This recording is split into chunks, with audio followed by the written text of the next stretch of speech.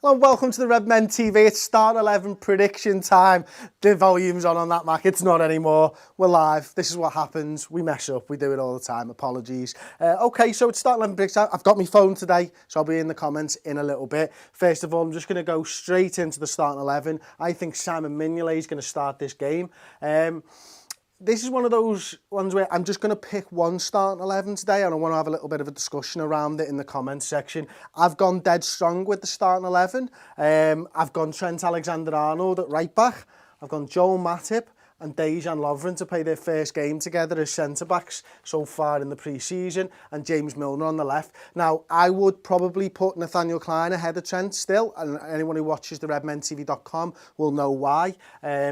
But the build-up show obviously will be out shortly, and we do talk a little bit about it on that as well. But for me, I've played it safe. I know that Klein had a little bit of a muscular strain or something for the Wigan game, so I've played it safe, and I've gone with pretty much the first choice back four as it stands. I'm going to go, it's time for Henderson to really step it up, join into that first team, and I'm going to go with Adam Lallana and maybe Phil Coutinho in the centre of midfield. You know, we played it with a little bit more Ben Woodburn against Wigan in the first half. I want to see this three play together. I want to see, is this the side that we're going to see against teams that play low block defence and all that? So I've gone really strong on the midfield there. I've gone Mo Salah on the right-hand side. I'm going to stick with Firmino up top. Now, this is where it gets a little bit interesting. I have put Ben Woodburn in, and you know what? It could quite easily start like that, like it did against Wigan, but I'm more interested to see how Coutinho figures into the midfield. I know he played portions of the game against Wigan in there. That's the starting 11 that I've gone for. I've pretty much gone what I think is the strongest starting 11 that Liverpool can put out. You know, we've taken Karius, we've taken Ward, Gomez, Kev Stewart, Wijnaldum, Klein, Klavan, Moreno. We've taken Flano, Origi, Grujic, Sturridge, Solanke and Kent. So no Sadio Mane. And what I would expect to see, obviously, if Sadio Mane was available, is maybe him to get a little bit of game time, but it's not going to happen, so we won't talk about it too much. I'm going to get stuck into the comments, so first of all, let me know what you think, obviously, of that. Okay, so I don't seem to have any updated chat from the very first load 3 minutes ago. Will Benteke be playing? Will Benteke be playing? I don't know. I'm not Crystal Palace Fan TV, I'm afraid. Don't really take any notice of them. I know that they've signed Ruben Loftus-Cheek. I'd imagine that he'd get a game at some point over the Asia Cup or whatever it's called. I'm interested to see how Frank de Boer lines them up, of course. I've literally got the chat just isn't moving here. No, oh, I've got a Van Dijk from TB Mixer. Oh, here we go, it's on the move. Right, okay, Van Dijk, Nudes, Sturridge, Van Dijk. Yeah, okay. Woodburn instead of Mane. Well, Mane's not travelled, so that's why that. Nips and pubes, says Jamie Bennett. That's interesting. I've got no right one. I really wanted Ward to start the last two matches, or at least get some minutes by now. Yeah, I think he had a muscular injury, which is why he didn't play against Wigan. So I think that's why Simon Mignolet obviously featured, and we saw a little bit less of Danny Ward. So yeah, I mean, it is a player that I'd like to see a little bit more of, but you know what, Mignolet, Karius, Wood, isn't it a good way we've got three genuine keepers that everybody wouldn't mind seeing? So I think that's quite interesting. Tanip Toponob says change Woodburn for Wijnaldum. That's interesting actually, because yeah, you could quite easily, couldn't you, throw Gini Wijnaldum into the centre midfield and maybe Phil Coutinho there. That's a good shout actually. I'd not really considered it like that. I kind of just wanted to see a little bit more of what they were doing, dropping into midfield, dropping into left wing, and that switching fluidity. But there's no reason why Wijnaldum can't do that former left winger for Newcastle as well. So yeah, good shout on there. Any other changes that anybody would like to make? Let me know in the comment section below. Of course, right, let's get back into these. No, Gini left wing, says Ozzy Ork. Okay, yeah, fair enough. Gini can play left wing, but I don't think he is a left winger for us. Tom Walsh, Chris, do you think we might try the 4-2-3-1 formation for this game? I've said for about a year now, I thought Liverpool would play 4-2-3-1. It was really based around the fact that I think we needed a striker. Without us getting that 30-goal-a-season striker, I think we are going to see more 4-3-3. At times, we are going to see 4-2-3-1, maybe more in game situations than start and field the team like that. Lee Taylor, Super Chat, £1. Woo! First starting 11 Super Chat, I think. Well done, Lee Taylor. Thank you very much for that, mate. Dino LFC7 says, we don't need Keita. We have Coutinho, Hendo, Lallana, Chan, Wijnaldum, and even Woodburn. I think Klopp would probably disagree with you there, and I think that the reason that maybe I'd disagree with you, and look, it's a fair point, you know, we've got a lot of midfielders there, is that I don't think we quite have the options with those players. I mean, Jordan Henderson, for me, with his injury record, is he a box-to-box midfielder? I don't think so. I think he's more that number 6. Chan is probably the closest to being that box-to-box midfielder. Wijnaldum probably doesn't do enough when he gets into the final third. Maybe towards the back end of the season, you disagree. He did start getting goals and stuff. Adam Lallana, maybe not in the defensive work. He does a lot of defensive work further up the field. So Naby Keita, for me, is that box-to-box midfielder. And again, it's all about having options at your disposal, isn't it? When you're talking about different players, you know, only slight differences, but even if you take Salah to Mane, both got pace, both play on the right hand side. One likes to go around the outside, funnily enough it's the left footer with Salah from what we saw against Wigan. One likes to make runs into the centre forwards position, into the 9 position, which is what we saw a lot from Sadio Mane last season. So on the surface they look very similar players, but how they go about those in-game situations is quite different, and I think that's why maybe having someone who plays slightly differently to the rest of the midfield. I know this is going to go over a lot of people's heads, but there's a stat called packing. I don't know if anybody's ever heard of it. So have you ever heard of packing with regards to football, right? Okay, so this is a stat that's coming up in the stats community. We'll hear a lot more about packing, I think, if we were to sign Naby Keita. And what this this measures how many players you take out of the game when you play a pass. Right, and Naby Keita is one of the top ones in European football with playing these passes that take players out of the game or doing something that takes a player out of the game. So essentially it measures how many sort of, you pick the ball up and you might have 10 players, let's say, on the other side between you and their goal, right? And after you've played that pass, they measure how many players are between you, between the ball and the goal, right? And Naby Keita is really, really high up, which means he's playing very direct passes and he's seeing gaps through teams. So you imagine it like Jordan Henderson plays a sideway pass. He starts with 10 players between him and the goal, and quite often he'll end with 10 players between him and the goal. What Naby Keita is very good at doing is having 10 players between him and the ball, playing that pass, and then there's only 7 between where the ball is and the goal, and that's something that Naby Keita is very good at. And I would imagine that if we were to sign Naby Keita, right, this stat will be the next one that blows up in Liverpool fans' minds. So there you go. That's a little bit of the future for you if we do sign Naby Keita. You heard it here first. Okay. I didn't really expect to talk about that today, but I did. Wow.